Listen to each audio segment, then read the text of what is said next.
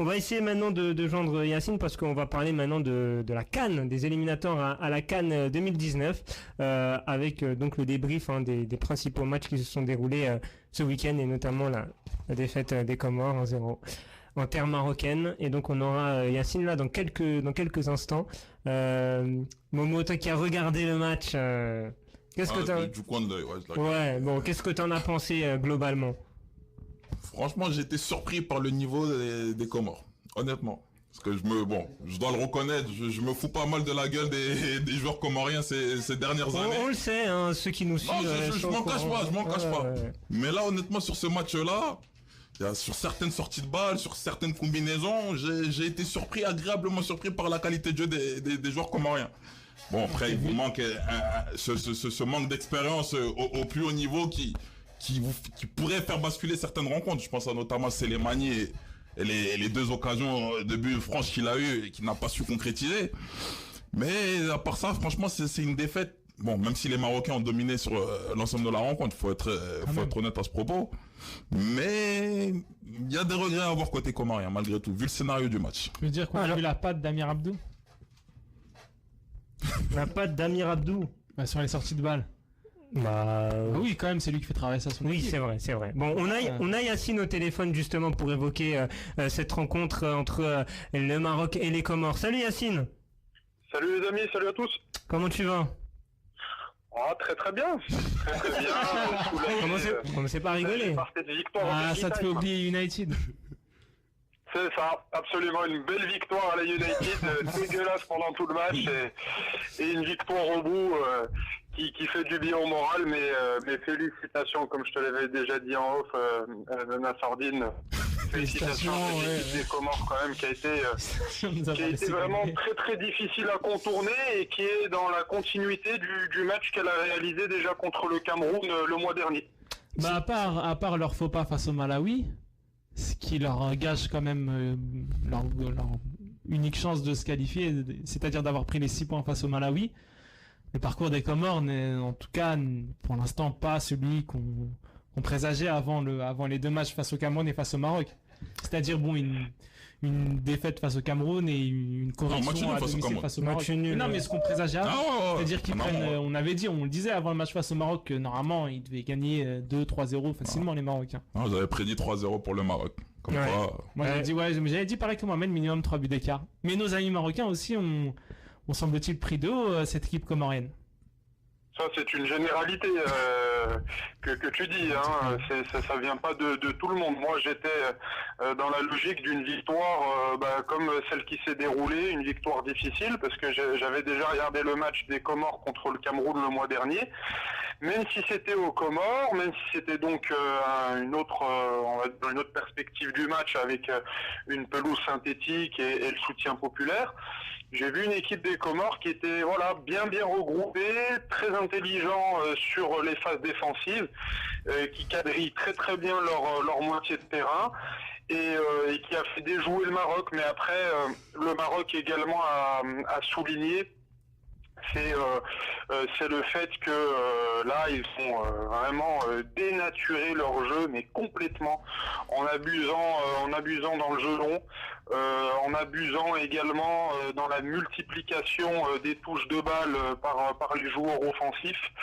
Et c'était vraiment très très brouillon, et Hervé Renard en conférence de presse après le match l'a bien souligné, cela que c'était limite même du kick and rush, comme les équipes de Première Ligue dans les années 90, comme un Blackburn Rovers ou un Aston Villa dans cette période-là, parce que c'était vraiment vraiment très très moche à voir. Ouais. Et cette équipe des Comores donc qui a dénaturé le jeu du Maroc, et je tiens à souligner, j'ai entendu là juste avant mon intervention Mohamed le dire, très très belle performance de votre ailier là, le numéro 7 Selemani, qui joue en division 2 en Belgique, à l'Union galloise.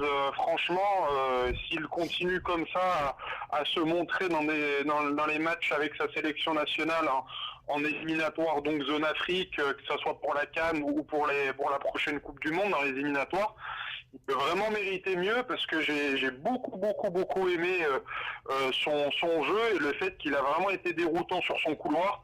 Bon, après, je grossis un peu les traits, hein, mais dans son jeu de provocation, il me faisait vraiment penser à Nani, à Luis Nani, dans son approche de balle, dans son contrôle de balle, dans ses feintes de centre à répétition.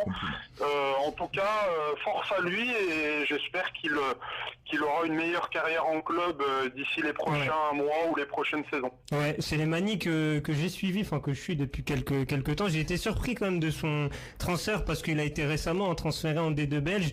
Il a été l'année dernière, on le voyait en Ligue 2 à Lorient et Ajaccio. Il a d'ailleurs joué les barrages d'accession face à Toulouse avec Ajaccio. Et j'étais très étonné qu'il signe en D2 belge. Bon après, c'est des choix de carrière. Ça peut être aussi des histoires d'agents et tout. Oui, non, mais c'est ça, exactement. Donc bon, après, c'est les manies. C'est vrai que ça a été l'un des meilleurs Comoriens sur la pelouse samedi soir. Yacine. Oui. Justement, on parlait de ce match-là. J'aimerais qu'on commence par ton dislike parce que ça va, on va continuer sur l'analyse de ce match-là. Et toi, tu voulais souligner l'absence de Ziyech et ses conséquences justement sur la prestation marocaine de samedi soir. Absolument. J'ai écrit un petit billet sur le site de Lyon de l'Atlas, l'un des grands sites marocains francophones depuis maintenant de nombreuses années, et j'ai mis que nos Ziyech, nos partis. C'est vraiment l'analyse qu'on peut dire de cette sélection marocaine. C'est la première fois qu'Hakim Ziyech est absent sur une plage internationale pour la sélection du Maroc depuis son retour en sélection après la petite brouille de 8-10 mois avec Hervé Renard. Mais là, ça faisait plus d'une année qu'il était installé. Hervé Renard a vraiment mis Hakim Ziyech dans le cœur de son projet avec la sélection marocaine. Il est devenu le métronome de cette sélection, que ça soit en but ou en passe décisive, c'est 73% des derniers buts marqués par le Maroc depuis un an. Donc c'est vraiment énorme l'empreinte qu'il a sur le jeu du Maroc, et son absence pour cause de blessure a vraiment été marquante. Là, on a vu vraiment un Maroc, sans Hakim Ziyech, qui est vraiment dénaturé au milieu de terrain, qui abuse de jeu long, qui n'a pas d'emprise dans l'entrejeu, qui n'a pas de mainmise technique sur le jeu au sol, et Hakim Ziyech a apporté cela, ajouté également à l'absence de Younes Belhanda, qui est son compère dans l'entrejeu. Il permute énormément les deux entre le poste de meneur de jeu axial et meneur de jeu excentré gauche. Les deux absences ont vraiment été marquantes et marquent donc le fait que cette sélection marocaine a vraiment eu du mal dans le jeu. Et je tiens également à souligner, il y a eu beaucoup de critiques des supporters marocains, une critique également légitime, c'est la titularisation du vieux briscard et Marc Boussoufa, capitaine de ce match, vu l'absence de Mehdi Benatia. Et le problème de Marc Boussoufa, c'est que il est sans club. Il est sans club depuis le mois d'août dernier. Il s'entraîne donc tout seul dans sa résidence en Belgique, parce qu'il est natif de Belgique. Et voir donc un Marc Boussoufa hors compétition, complètement cramé au bout de 20 minutes de jeu, ça entache un petit peu cette sélection marocaine. Il a rendu énormément de bons services à cette sélection marocaine depuis plus d'une décennie. Mais à un moment, il faut également trancher, faire des choix, on va dire, qui est marquant. Et Marc Boussoufa ne mérite plus le poste de titulaire dans ce 11 marocain tant qu'il n'a pas réglé sa situation en club.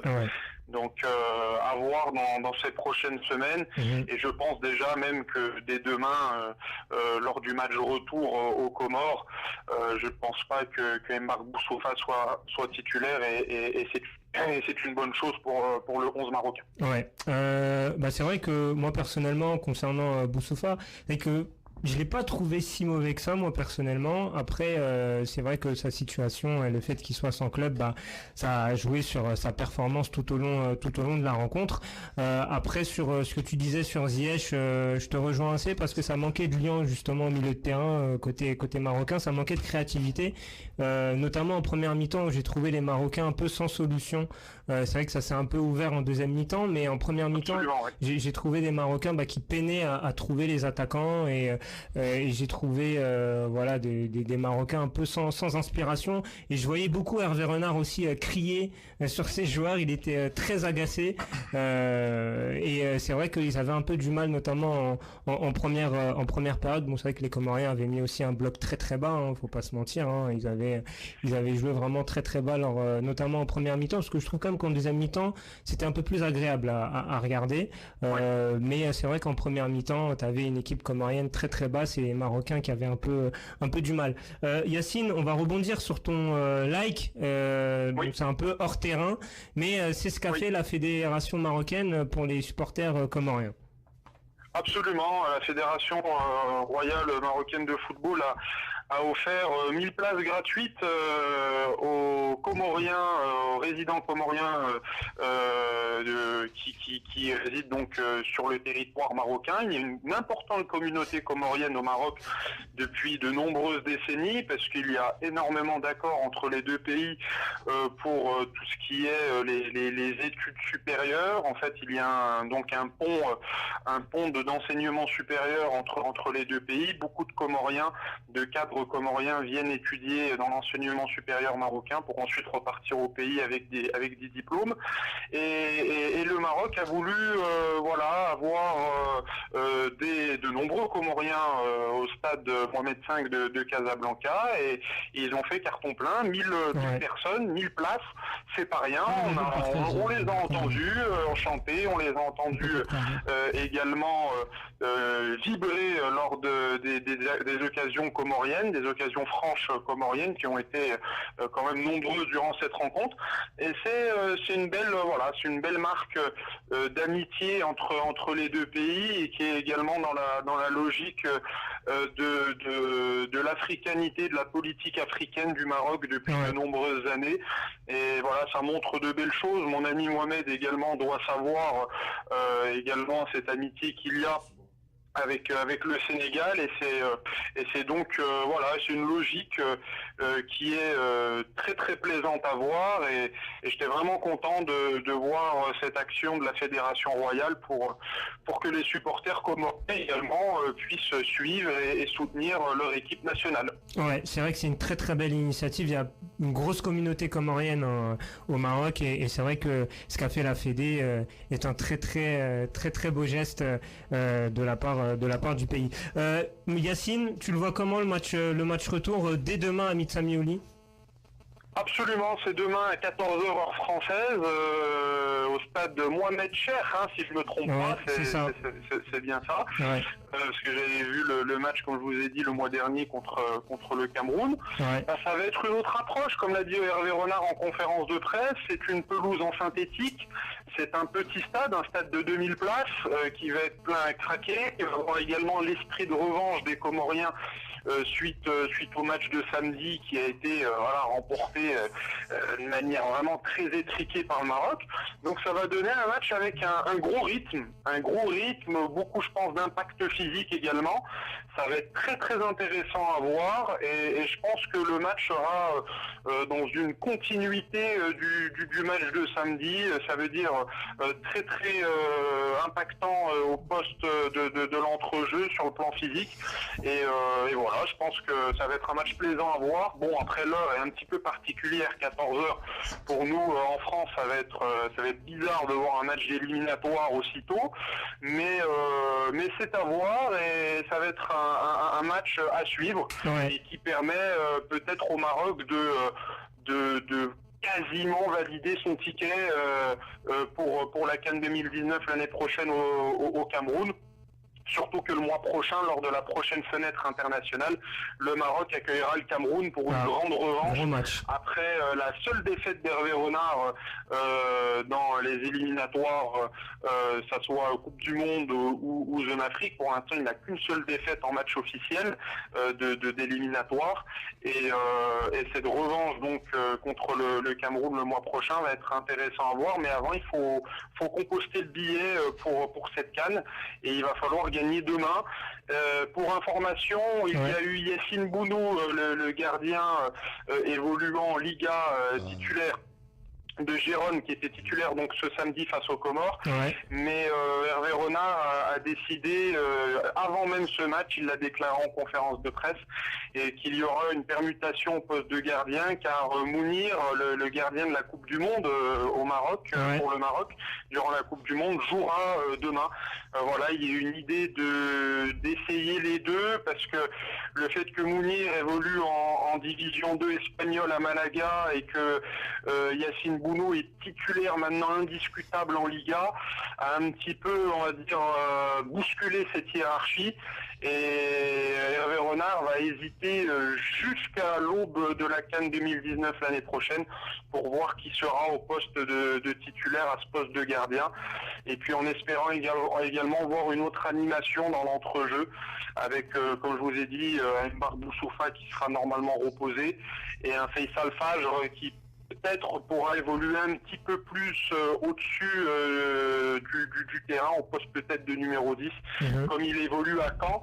Rappelons que Faisal Fajr, pour vous qui suivez la Ligue 1, est le 5e joueur le mieux noté de Ligue 1 par le grand journal de l'équipe, et qui enchaîne les passes décisives au Stade Malherbe de Caen pour son grand retour en Ligue 1 cette saison.